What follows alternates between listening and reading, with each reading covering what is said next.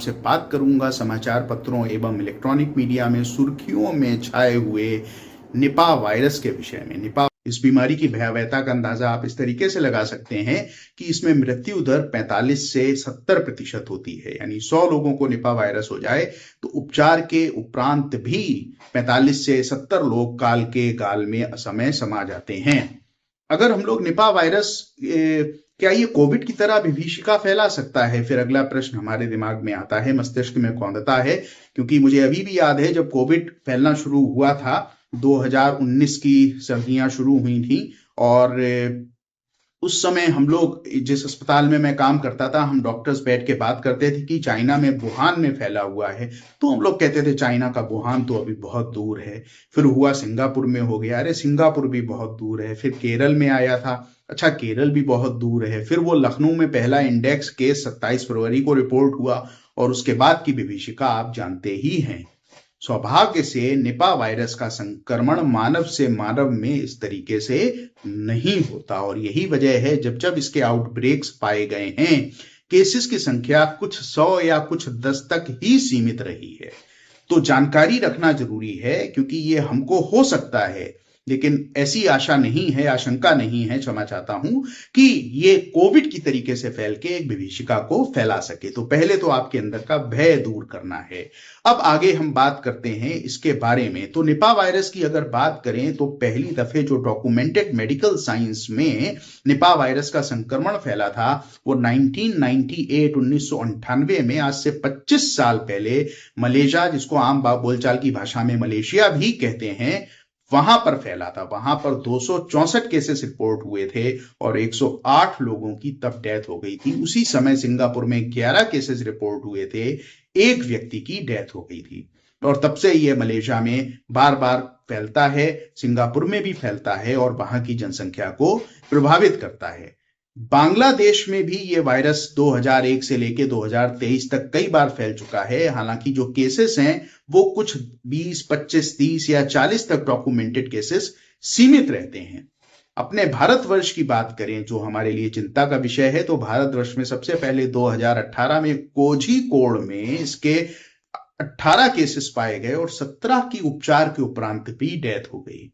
तो भारतवर्ष में केरला में पहले बार कोझिकोड में पाया गया और ये चौथा आउटब्रेक है, यानी फैलना इसने शुरू किया है केरल के ही कोझिकोड में। अब बात आती है ये फैलता कैसे है। तो इसके लिए जिम्मेवार हैं हम जो लगातार उन टेरिटरीज में प्रवेश कर रहे हैं जो हमारी नहीं है।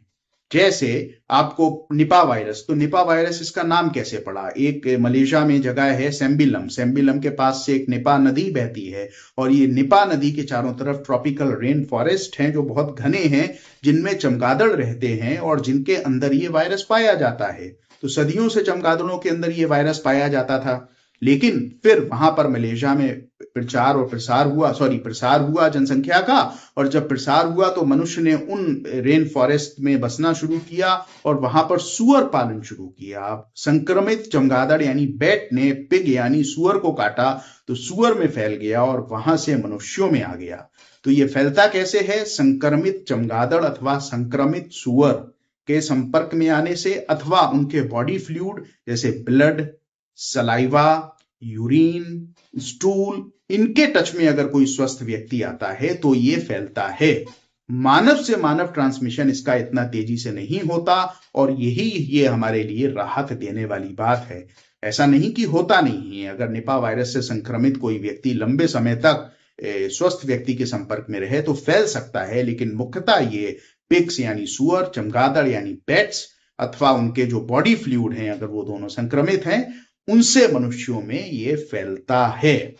अब अगली बात हम लोग करते हैं इसके लक्षणों की। तो जब पहली दफे ये वायरस फैला तो ऐसा देखा गया कि इसके लक्षण एक बहुत कॉमन बीमारी है जैपनीज एंसेफेलाइटिस, जो एक वक्त उत्तर प्रदेश के गोरखपुर और आसपास के इलाकों में आतंक का पर्याय होती थी। दशकों से हजारों बच्चे या तो काल के ग्रास में समा जाते थे, काल का ग्रास बन जाते थे, या अपंगता का शिकार हो जाते थे। लेकिन हमारी जो वर्तमान उत्तर प्रदेश की सरकार है उसने इस पे प्रभावी रूप से नियंत्रण किया है और लगभग ये उन्मूलन की तरफ है।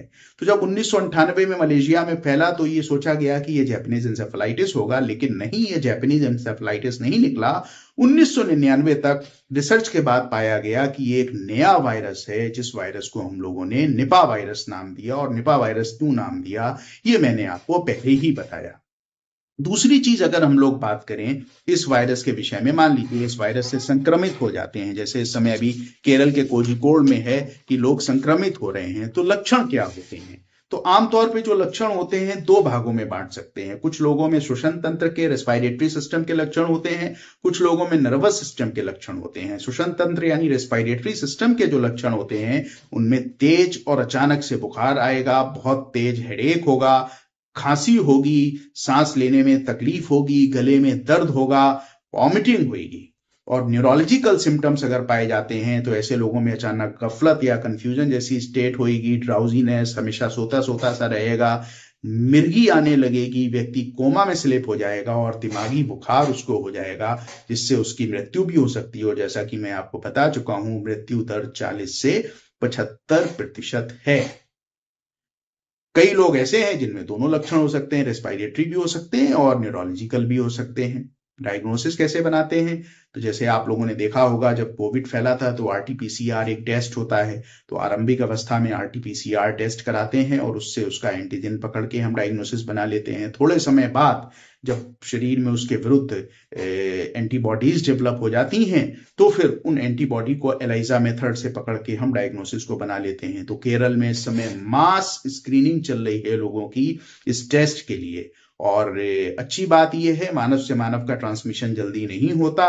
तो मुख्य जो जोर दिया जाता है जब ऐसा आउटब्रेक होता है कि अब केरल में चमगादड़ों का उतना नहीं प्रकोप है, मुख्यतः सुअरों की वजह से ये फैलता है, तो उनको फिर मास उनका एक मैसेकर किया जाता है, उनको मारा जाता है। जैसे मलेशिया में जब 1998 में फैला था तो 10 लाख से ज्यादा सुअरों की हत्या कर दी गई थी।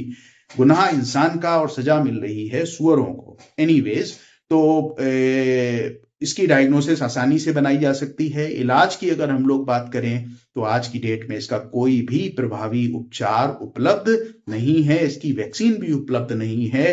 केवल यही जरूरी है, आवश्यक है कि हम लोग जिस व्यक्ति को निपा का संक्रमण है या अगर सुअरों में निपा का संक्रमण है या कोई इसी ऐसे इलाके में जा रहे हैं जहां चमगादड़ मिलने की आशंका हो सकती है, जैसे बहुत सारे लोगों को वाइल्ड लाइफ एडवेंचर का शौक होता है, तो उनसे बचना चाहिए। हमको उन इलाकों की यात्रा नहीं करनी चाहिए या उन इलाकों से आने वाले व्यक्तियों से थोड़ा सा संपर्क में सावधानी बनानी चाहिए जहां पर निपा वायरस फैला है। जैसे कि मलेशिया में मैंने आपको बताया फैलता है, सिंगापुर में फैलता है, बांग्लादेश में, और अपने देश में इस समय केरल के कोझिकोड में चौथी बार फैला है। पहली बार 2018 में फैला था।